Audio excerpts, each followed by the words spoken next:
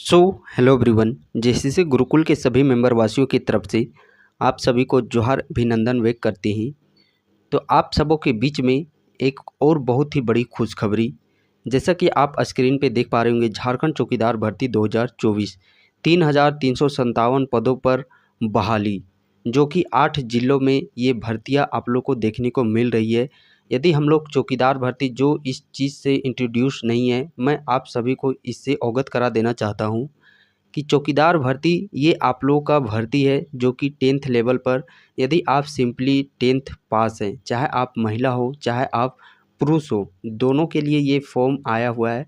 जिसमें कि उम्र की यदि हम लोग बात करते हैं तो मिनिमम क्राइटेरिया इसमें 18 वर्ष रखा जाता है और अधिकतम उम्र वो कैटेगरी वाइज SC ST में इस प्रकार कैटेगरी वाइज वहाँ पे आप लोग को 38-40 इस तरह से वर्ष आप लोग को देखने को मिलेंगे। तो आइए हम लोग इसका संपूर्ण जानकारी प्राप्त करते हैं कि आखिरकार चौकीदार भर्ती, साथ ही साथ यहाँ पे इससे पहले अभी यहाँ पे 8 जिला का डाटा आप सबों के बीच में यहाँ पे जानकारी दी जाएगी और ऑलरेडी झारखंड के 8-7 जिला में ये वैकेंसी आ चुकी है। तो बच गए अब कितने, यानी कि 8 में आ चुकी है, बच गया अभी ये 8 देखने को मिल रहा है और बच गया आप लोगों को 8। तो आगे आने वाले समय में आप लोगों को आगे आने वाले मंथ में बहुत ही जल्द जो भी बाकी बचे 8 जिले हैं वहाँ पे भी इसकी वैकेंसी आप लोग को बहुत ही जल्द देखने को मिल जाएगी। तो चलिए सबसे पहले हम लोग यह देखने का प्रयास करेंगे कि अभी वर्तमान समय में जो 3,357 पदों की बात की जा रही है, ये किन जिलों से भर्ती निकल कर आ रही है। तो यहाँ पे जिलों की यदि हम लोग संख्या बात करते, देखिए 8 जिलों में चौकीदार वफादार की नियुक्ति की तैयारी। और हाँ, जो कैंडिडेट सिर्फ नाम पर जाते होंगे कि अरे क्या ये चौकीदार का नौकरी करेंगे, ये करेंगे, तो मैं आप सबों को सबसे पहले यहीं पे सचेत कर देना चाहता हूँ कि अभी वर्तमान स्थिति झारखंड की आप लोग उस चीज़ से तो अवगत होंगे ही होंगे कि यदि आप एक जगह लंबे समय तक आप वर्क नहीं कीजिएगा या फिर इस प्रकार से आप लोग सेटल नहीं हैं, तो आप लोग बिना सेटल व्यक्ति अभी का जीवन किस तरह का है वो तो आपसे भली भांति कोई भी उस चीज़ से अछूता नहीं होगा। तो आप इस चीज़ को भली भांति समझ पा रहे होंगे कि अभी के समय में सेटल होना कितना अनिवार्य है। और रही बात इस चौकीदार भर्ती की, तो ये चौकीदार यहाँ पे जो सैलरी दिया जा रहा है आप लोग का, बता देना चाहता हूँ आप सबों को, ये सैलरी आप लोग का जो 2017 में आप लोग का झारखंड पुलिस को देखने को जो मिला था, साथ ही साथ 2014-15 में जो आप लोग को फॉरेस्ट गार्ड का वैकेंसी देखने को मिला था। तो इन दोनों का जो सैलरी रखा गया था 5,000 से लेकर के 20,000 के बीच में ग्रेड पे, वही सैलरी अभी आप लोग को इस चौकीदार भर्ती में देखने को मिल रहा है। तो इसे आप लोग मामूली मत समझिए। और ये होमगार्ड से बहुत ही अच्छा, होमगार्ड तो आप लोग का संविदा के आधार पर होता है। जब चाहे नौकरी आपको जॉब करना है, पोस्ट दिया, जब चाहे बैठा दिया। बट ये फुल्ली आप लोग का गवर्नमेंट है चौकीदार। तो आइए हम लोग इसका संपूर्ण जानकारी प्राप्त करते हैं। राज्य में चौकीदार दफादार के पदों पर बहाली में आई बाधाएं दूर नहीं हो पा रही है। राज्य के 24 में से 8 जिलों में ही पदों का पता चल सका है, इसलिए फ़िलहाल जैसे आप जिले देख सकते हैं और जिस जिला से वैकेंसी निकाला जा रहा है तो उसी जिला का कैंडिडेट उस फॉर्म को अप्लाई कर सकता है। अब आप यहाँ पे जिले देख सकते हैं, तो एक आप लोग का खूंटी जिला, एक कोडरमा जिला, एक चाईबासा जिला, एक देवघर, गोड्डा, पाकुड़, जामताड़ा और गढ़वा। तो इन 8 जिलों में ये वैकेंसी कुल मिलाकर के आप देख सकते हैं 3,357 पोस्ट पर ये वैकेंसी निकाली गई है। इतनी टोटल पोस्ट की बात की जा रही है, तो टोटल 8 जिला को जब हम लोग डिवाइड करते हैं तो आप यहाँ पे देख पा रहे होंगे एक जिला से नंबर ऑफ़ वैकेंसी कितनी निकल के आ रही है सो। और इसमें सिलेक्शन लेना बेहद ही आसान है, बस सिर्फ आप लोग को सिलेबस के अकॉर्डिंग तैयारी करने की ज़रूरी है। पहले चौकीदार दफादार, देखिए पहले चौकीदार में क्या होता था कि पद सरकारी कर्मचारियों की श्रेणी में नहीं थे। जो चौकीदार का पद था ये सरकारी कर्मचारियों की श्रेणी में नहीं था, मानदेय पर इन्हें रखा जाता था, वही जैसा कि होमगार्ड का रखा जाता है। ड्यूटी के दौरान मृत्यु या अक्षम हो जाने पर उनके आश्रित को या उसी पद पर रख लिया जाता था। जैसे पहले होता था, ये सरकारी कर्मचारी नहीं होते थे तो इनकी मृत्यु किसी कारण या फिर किसी तरह से कोई भी इनके ऊपर दिक्कत आ जाती थी, समस्या आ जाती थी, तो उस दौरान इसके घर के किसी भी सदस्य को वो नौकरी दे दिया जाता था। सरकारी कर्मचारी घोषित हो जाने के बाद राज्य सरकार ने इनके लिए वर्ष 2015 में नियुक्ति भर्ती नियमावली बनाई। बट अभी रिसेंट का सिनेरियो क्या है, तो वर्तमान का सिनेरियो है कि अब ये चौकीदार पद को सरकारी कर्मचारी में शामिल कर लिया गया है और उसी शामिल करने के दौरान 2015 में ही इसका नियमावली आप लोग के लिए तैयार कर दिया गया है। अब नियुक्ति प्रक्रिया शुरू होने वाली है। तो झारखंड सरकार के पास चिन्हित पदों की जानकारी ही नहीं थी। चूँकि अब इसे सरकारी कर्मचारी में शामिल कर लिया गया है, तो झारखंड सरकार के पास वो सूची ही नहीं है कि कितने पद पर क्या कराना है कि नहीं कराना है।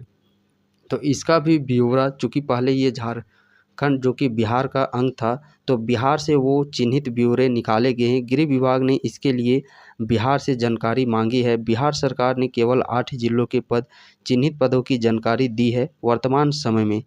कहा है कि अन्य जिलों में पद चिन्हित होने की सूचना उपलब्ध नहीं है, बट उसका भी सूचना बहुत ही जल्द आप लोग को देखने को मिल जाएगा। इसके बाद गृह विभाग ने सभी जिलों के डीसी को पत्र भेजकर स्वीकृत पदों की संख्या बता दी है। तो और ये जो भी चौकीदार होंगे, भर्ती आप लोग होंगे, तो इसका जो मेन लीड करने वाला रहेगा वो आप लोग के डीसी डिप्टी कमिश्नर ही होंगे। तो सारे ज़िलों में देखिए डिप्टी कमिश्नर को स्वीकृत पदों की संख्या बता दी गई है। इन 8 दिनों में कुल 3,357 पद चिन्हित है। कहा जा रहा है कि इस आधार पर इन जिलों में बहाली की प्रक्रिया शुरू हो सकती है और ये बहाली की प्रक्रिया शुरू हो नहीं सकती, बल्कि आप लोगों को और इसका भी नोटिफिकेशन आपके जो इस 8 ज़िला यहाँ पे दिया गया है, तो इन 8 ज़िलों में हर एक ज़िला का जो ऑफिशियल वेबसाइट है, उस ऑफिशियल वेबसाइट पर आप लोग को इनका जो नोटिफिकेशन है वो बहुत ही जल्द आप लोग को देखने को मिल जाएंगे। फ़िलहाल यहाँ पे यदि हम लोग वर्तमान सिनेरियो की बात करते हैं, तो जो कि ऑलरेडी 2023 में इन ज़िलों में वैकेंसियाँ आ चुकी है, जो कि यहाँ पे ज़िले देख सकते हैं। इन ज़िलों में वर्तमान में वैकेंसियाँ का जो प्रोसेस है, जो भी एग्ज़ामिनेशन का, रनिंग का, वो धीरे धीरे यहाँ पे सारे प्रोसेस आप लोगों को समय सीमा के अनुसार सारे प्रोसेस यहाँ पे आप लोग को देखने को मिल रहे हैं। और बहुत ही जल्द अभी जो गुमला ज़िला है और गिरिडीह ज़िला, इन दोनों ज़िलों में इसके एग्ज़ामिनेशन भी बहुत ही जल्द होने वाली हैं। ये एक नोटिफिकेशन एक ज़िला का लिया गया है। ये आप लोग का गोड्डा ज़िला का देखने को मिल रहा है नोटिफिकेशन। तो ये गोड्डा ज़िला का नोटिफिकेशन है। ये देख सकते हैं शैक्षणिक योग्यता क्या मांगी जा रही है। तो चौकीदार के पद के नियुक्त हेतु न्यूनतम शैक्षणिक योग्यता झारखंड राज्य के शिक्षण संस्थानों से 10वीं कक्षा उत्तीर्ण होना चाहिए। और इस प्रकार यहाँ पे मिनिमम एज देख सकते हैं, 18 वर्ष मिनिमम एज रखा गया है। और वहीं कैटेगरी वाइज देखिए, कैटेगरी वाइज महिला और पुरुषों का यहाँ पे कैटेगरी वाइज दोनों का यहाँ पे अधिकतम उम्र सीमा का भी जिक्र यहाँ पे किया गया है। साथ ही साथ यहाँ पे उसके बाद यदि हम लोग जो इम्पोर्टेंट है वो चीज़ यहाँ सिर्फ बताया जा रहा है। बाकी जब आपके अपने ज़िला में नोटिफिकेशन आएगा, वहाँ पे डिटेल्स संपूर्ण जानकारी आप लोग को वहाँ पे दी जाएगी। और ये रहा आप लोग का हाइट, कि हाइट क्या होना चाहिए स्पेशल कैटेगरी के लिए। जैसा यहाँ पे कैटेगरी वाइज देख सकते हैं, महिला और जो पुरुष है सभी का यहाँ पे कैटेगरी वाइज क्या हाइट होना चाहिए उसका भी विवरण दिया गया है। और इसमें सबसे पहले यदि हम लोग बात करते हैं, तो सबसे पहले जो आप लोग का इसमें एग्ज़ाम कंडक्ट करवाया जाएगा। क्या चीज़?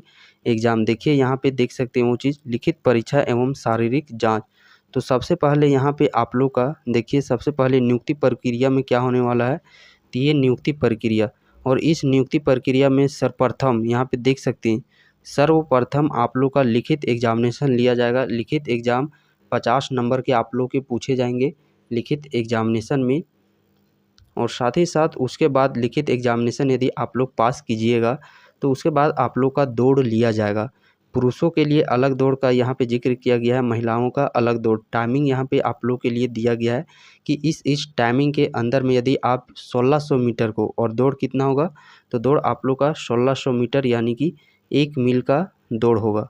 इस 1 मील के लिए समय भी दिया गया है। इस समय के अंतराल में यदि आप लोग कवर कर पाते हैं 1600 मीटर को, तो उसके अकॉर्डिंग यहाँ पे आप लोग के नंबर भी दिए जाएंगे।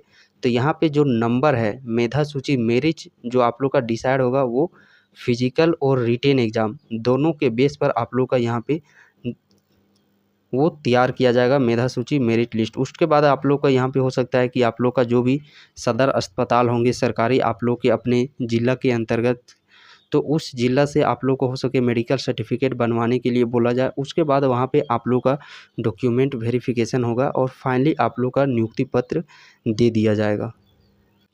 और आप सबों के लिए चूँकि अभी आप लोग के पास समय है और जानकारी, ये महत्वपूर्ण जानकारी आप लोग के लिए मैं इसलिए साझा करना चाहता हूँ ताकि जब फॉर्म आए तो उस समय आप कहीं उस फॉर्म को भरने से कहीं आप वंचित ना रह जाए।